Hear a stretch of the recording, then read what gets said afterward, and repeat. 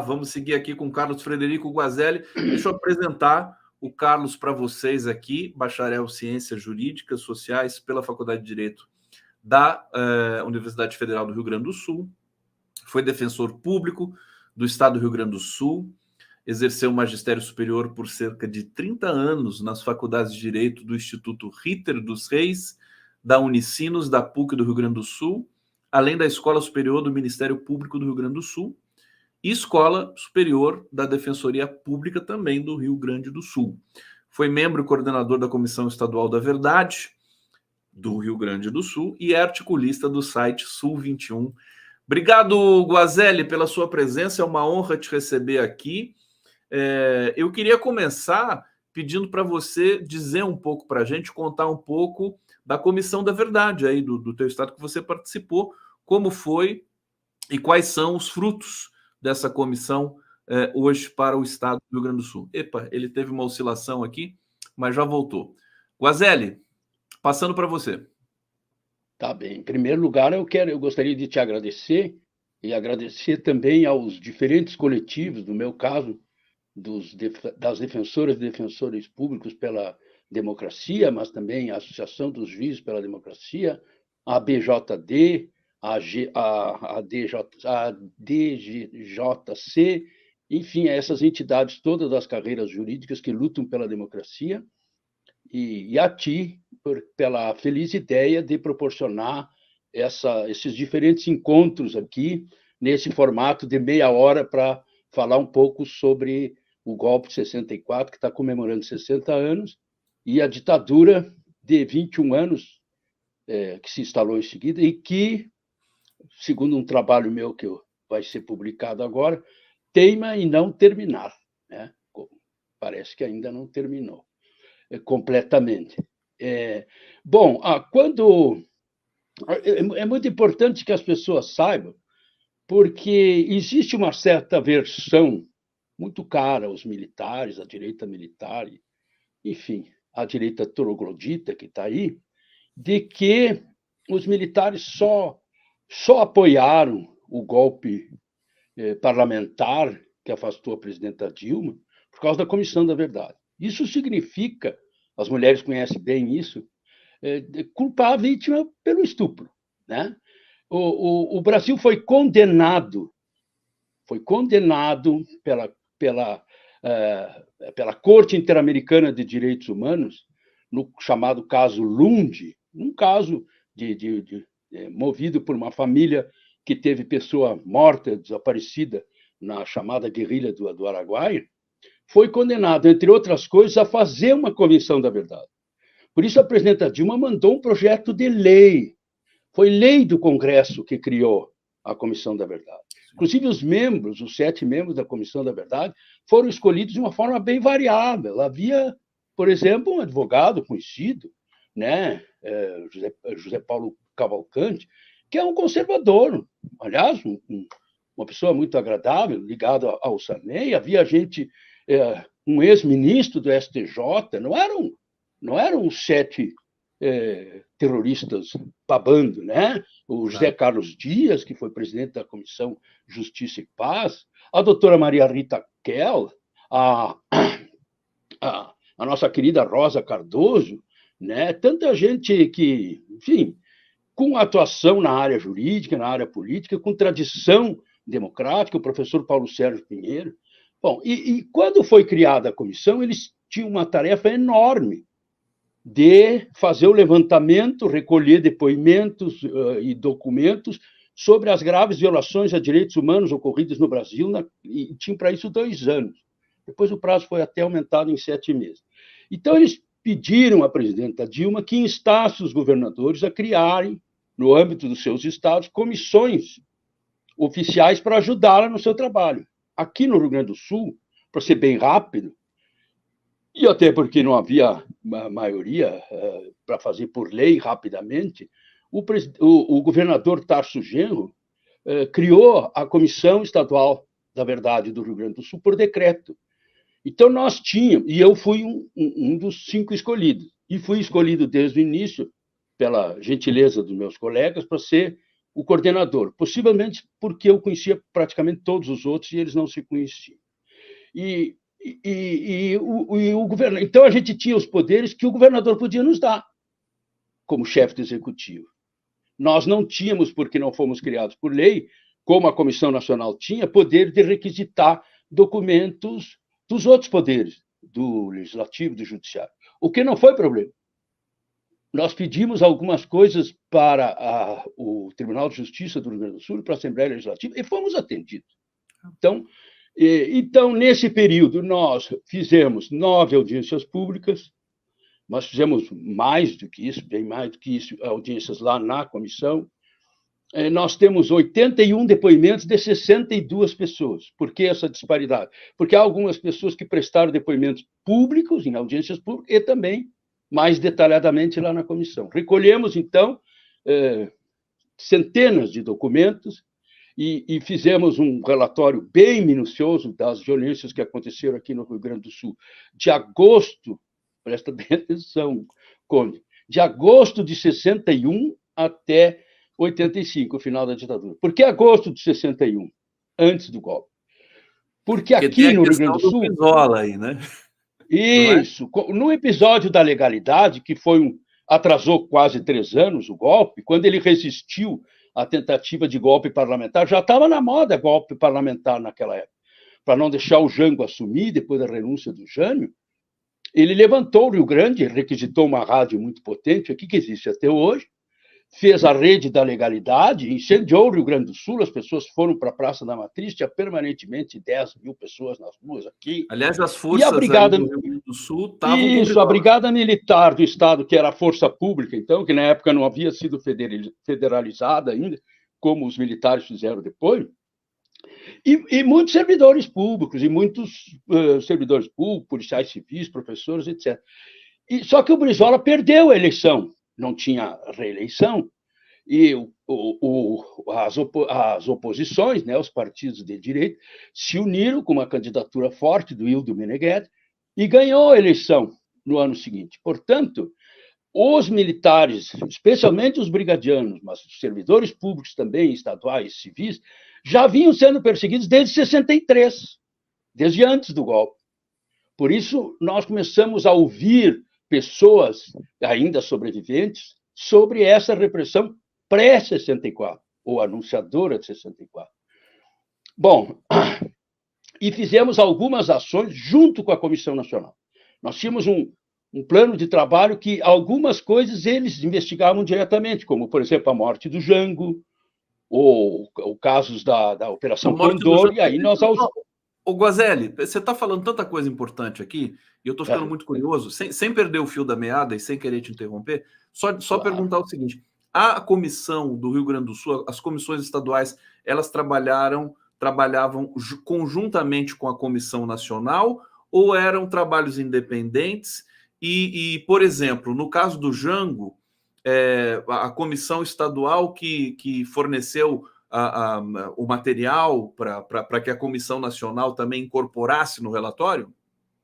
Não, a tua pergunta é muito boa, porque era a isso que eu me referia. Na maioria das nossas apurações, nós atuávamos sozinhos, digamos assim, porque a Comissão Nacional estava fazendo o seu trabalho aí no país inteiro. Algumas investigações no Rio Grande do Sul, por sua magnitude, por sua importância, por ultrapassarem as fronteiras do Rio Mampituba, né? Então, a Comissão Nacional é que fazia. Então, eu dei esses 2 exemplos. Operação Condor e a morte do Jango, a Comissão Nacional é que fez. Claro que nós apoiamos, estivemos juntos, indicamos coisas, mas foram promovidas pela própria Comissão Nacional. Aliás, na questão da morte do Jango, houve auxílio de peritos do Uruguai, do Chile, da Argentina e do Ministério de Direitos Humanos, que era a deputada Maria do Rosário, que é daqui também, né? E que participou, foram então pessoas do judiciário do Brasil. Então foi um trabalho multi-institucional, né? Então, esse nosso relatório, o nosso específico das coisas que nós apuramos, porque os relatórios, depois houve uma reunião em São Paulo, tu está falando de São Paulo, né? Acho que é, né? Sim, Tu estou estás falando. falando de São Paulo. Tá. Houve uma reunião aí em São Paulo, no ano de 2014, uns meses antes, para orientar e padronizar as comissões oficiais, que essas alturas do jogo não eram só de alguns estados, tinha alguns municípios, como São Paulo, como Santos, como Volta Redonda, como Rio de Janeiro. A repressão foi tão forte que tinham comissões municipais, na verdade, também. Então, todas essas comissões oficiais foram orientadas para padronizar as suas informações. Então, nós fizemos um relatório de acordo com essa orientação da CNV, da Comissão Nacional da Verdade. Esse nosso relatório integra o da CNV, que foi entregue à Presidenta da República em dezembro de 2014 e que está no Arquivo Nacional do Ministério da Justiça. E uma via completa, o nosso decreto previa, uma via completa, em meio físico e audiovisual, foi entregue aqui também, em dezembro de 2014, ao governador Tarso Genro, que a remeteu para o Arquivo Público do Estado, onde ela tem sido objeto de pesquisa de historiadores, de estudantes, de estudiosos do tema. É muito importante levantar essa questão, porque, então, não foi a Comissão Nacional da Verdade que responsável por tudo isso e pelo, então, ministro do Exército passar um WhatsApp, pelo WhatsApp, uma lembrança ao Supremo de que não ia admitir o habeas corpus do Lula. Toda essa manobra golpista, engendrada a partir de 2013, para afastar a Dilma, para afastar e tornar inelegível o Lula, evidentemente que recebeu o sinal verde dos milicos, senão não tinha sido feita. Eles podem até não ter participado minuciosamente dos detalhes, mas eles deram o sinal verde, senão não acontecia. Né? E não foi por causa da Comissão Nacional da Verdade. Né? E, bom, o que aconteceu? Sempre as pessoas perguntam, esses relatórios, tanto da Comissão Nacional como das estaduais, municipais, eles eram acompanhados de recomendações. Nós temos várias recomendações, até sem combinar com a Comissão Nacional da Verdade, muito na mesma esteira, principalmente pela questão da educação, do direito à memória, verdade e justiça, isso que se chama justiça de transição, né? Educação para os direitos humanos, essas coisas todas. Quando foi... Vamos contextualizar. Em dezembro de 2014, aí a presidenta Dilma foi reeleita, e em janeiro começou o seu inferno. Nunca mais se falou em relatório da Comissão Nacional da Verdade, porque a questão que estava em debate era a questão econômica, era se a Dilma ficava, se não ficava, e não vamos esquecer, querido Guazelli, também da participação da nossa imprensa, né, convencional, inclusive no Rio Grande do Sul, nós temos aí também a afiliada da Globo, que também colabora muito com essas questões aí, golpes, a RBS, né? Agora, deixa eu só te fazer uma pergunta sobre... você falou da Comissão Nacional, dela não ter sido a responsável, que seria o que é equivalente a culpar a vítima, evidentemente, é uma coisa até constrangedora, né?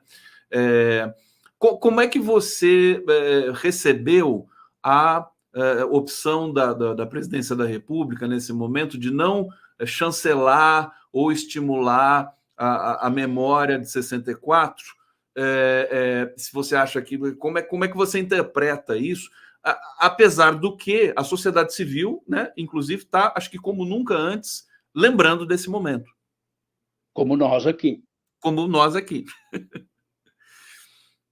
Bom, eu acho que isso é só um atestado. Bom, eu respeito muito a habilidade e o conhecimento político do presidente Lula. Certamente ele não é infalível, mas ele conhece. Há um ditado aqui: ele conhece os bois que lavra. Ele conhece os bois com os quais ele lavra. Conhece. Isso é um atestado da fragilidade da nossa democracia. Eu tenho muita saudade, porque sou muito ligado pessoalmente, me considero um modesto pupilo do José Paulo Bisol, uma pessoa que um dia o Rio Grande e o Brasil vão ter que render a merecida homenagem, um intelectual, um homem de Candidato ação, a um homem de vice uma do Lula coragem. em 89. Isso, um homem de uma coragem extraordinária. Saiu do seu descanso de intelectual para assumir a Secretaria de Justiça e Segurança no governo histórico do Olívio Dutra, aqui no Estado, quando eu era chefe da Defensoria, né? A Defensoria Pública era secretaria na época. Eu já convivia, tinha relações até quase familiares com o Bisol, e aprendi com ele, nós aprendemos com ele que esta é uma democracia tutelada. Infelizmente, ela continua uma democracia tutelada. Nós temos essas fragilidades, temos esses limites. E, bom, agora eu não estou... isso. Então, isso é uma demonstração eles, os militares, muito acuados. Estão aparecendo agora, nesse momento, estão aparecendo coisas feias. Desde o 8 de janeiro estão aparecendo coisas muito feias. Coisas que, por exemplo, a gente já sabia, mas que, enfim, não dá para... Até a imprensa oligopólica é obrigada a expor. E eu interpreto assim. Agora, nós temos que falar bastante disso. Porque o processo de justiça de transição no Brasil, justiça de transição é isso, é o conjunto de mecanismos judiciais, jurídicos, institucionais ou não, que deve acompanhar a passagem de regimes de exceção, devidos à guerra civil, a revoluções, à invasão de um país para o outro, a essa transição dessas situações para a democracia. Então, por isso é que esse é um conceito novo e muito importante do direito penal internacional, do direito humanitário. E por isso que quando é bem sucedido o processo de justiça de transição, a sociedade expõe as suas cicatrizes e as cura. E ninguém fez isso melhor no mundo inteiro do que a Argentina. Ninguém. É sempre bom lembrar, e o nosso processo de justiça de transição foi truncado e teve deficiência. Só em 1995, 7 anos depois da Constituição de 88, que é o grande marco da redemocratização do país, no governo de 95, acho que é o governo do Itamar ainda, eu acho, o do Fernando Henrique, não sei. Qual ano? 95? 95. 95 já era FHC. Já era o FHC. Só então foi criada a Comissão Especial de Morte e Desaparecidos Políticos, que é o primeiro passo, que foi extinta pelo Bossal no último dia do seu governo. E que não foi recriada. Está pronta, né? Está pronta para ser recriada. O ministro Silvio Almeida, desde março, trabalha num decreto, março passado. Pediram até para ouvir os militares. Os militares parece que a notícia que tem é que os militares não se opõem. Não. E não sabe por que está lá na Casa Civil, parado. A Comissão Especial de Mortos Desaparecidos Políticos. Nós temos aqui uma conterrânea, a Suzana Lisboa, que é uma das pessoas que trabalhou muito, inclusive para descobrir a vala de Perus, aí em São Paulo, 100 e tantos desaparecidos e mortos, um trabalho extraordinário. Está lá parado. Mas esse foi o primeiro passo. Depois, só no final do governo do Fernando Henrique, em 2002, foi criada a Comissão de Anistia do Ministério da Justiça, que começou a funcionar, então, com o Lula. Fez um trabalho extraordinário. Inclusive, não só, mas inclusive quando o Tarso era o ministro da Justiça, e ela foi dirigida pelo Paulo Abrão, que é um jovem que tem uma atuação extraordinária nessa área de direitos humanos, tanto que foi depois para a Corte Interamericana de Direitos Humanos. E lá inclusive, sofreu um golpe. Sim, aí ela não foi extinta no governo do Bossal, mas ficou esvaziada. Essa foi recriada agora. Está sendo de novo. E a terceira etapa foi a Comissão Nacional da Verdade. Então foi sempre, voos de galinha, foi sempre truncada, teve essas incidências. Só que é bom lembrar uma coisa, Conde, que eu gostava de dizer quando me convidavam para fazer palestras sobre o assunto. Eu gostaria só de lembrar que isso não é um defeito, é um defeito nosso, da nossa democracia, mas não só da nossa democracia. Na França, no final, nos anos 70, o Alain Resnais, se não me engano, o Alain Resnais, fez um filme chamado La Combe Lucien, que é a história de um guri na Provence, que é colaboracionista, que foi colaboracionista dos alemães. Uma história real. Quase caiu a Quinta República. Dali uns 10 anos, o Truffaut fez um filme chamado O Último Trem, que é o último metrô. O Gerard Depardieu, jovem ainda, a Catherine Deneuve, no auge. É um filme extraordinário. Também fala sobre o colaboracionismo na Paris ocupada. Tremeu de novo a Quinta República.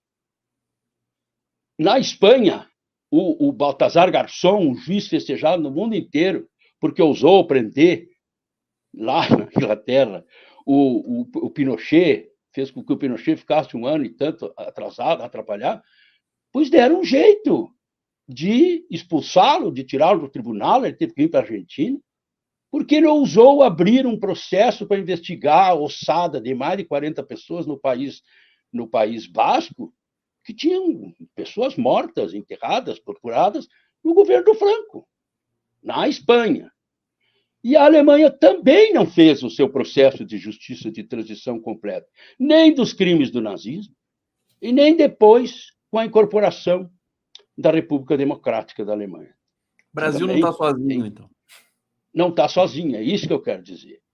O Uruguai foi até uma parte do... O que não nos absolve, mas só para mostrar que, agora, esses lugares têm democracias mais consolidadas.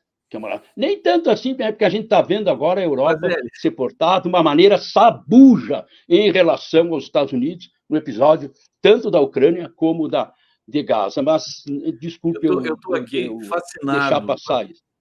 Com a sua presença, porque você sabe contar uma história. Quando isso acontece, a gente fica querendo mais até tempo, né? Vou ter que te chamar de novo depois, viu? Para a gente contar uma história mais larga. Deixa eu só trazer a reação aqui do nosso público, está acompanhando aqui com muita atenção a sua fala.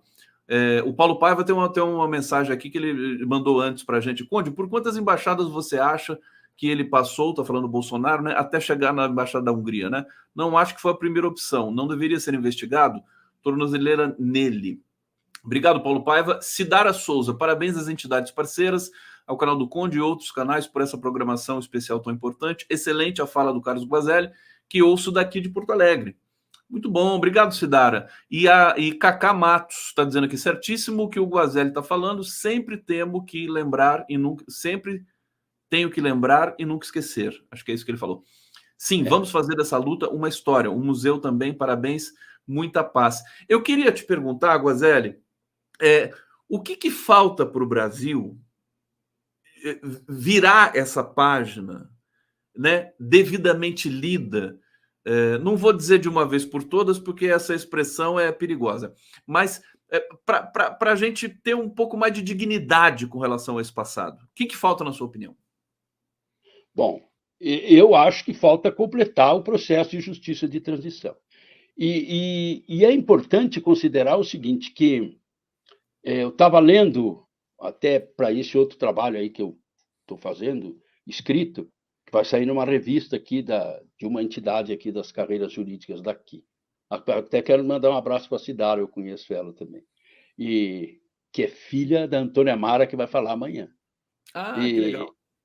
Que é juíza de trabalho, aposentada, né? Entre outras coisas. Bom, eu acho que o nosso processo de justiça de transição tem que ser completado, retomado e completado. E acho que deve ter uma ênfase, talvez tenha gente no meio progressista até que não goste muito do que eu vou dizer. Porque eu acho o seguinte, o que eu estava lendo ontem é que uma das coisas que empareda os militares no Brasil de um lado, o corporativismo, o enorme corporativismo, o espírito de corpo, l'esprit de corps, ou, no caso, o espírito de porco, bom, tem farda, eu tenho que defender. E esse é um ponto que eu quero colocar.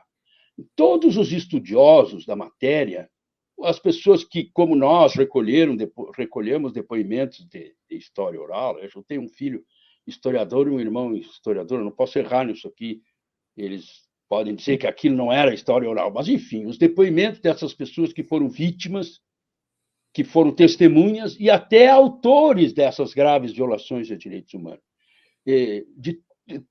Nós, pessoalmente, recolhendo deles isso, e pelas leituras que temos, né, dos estudiosos do período, uma das conclusões que se tira é que a comunidade de segurança e informações ela era formada principalmente por militares, mas não só por militares.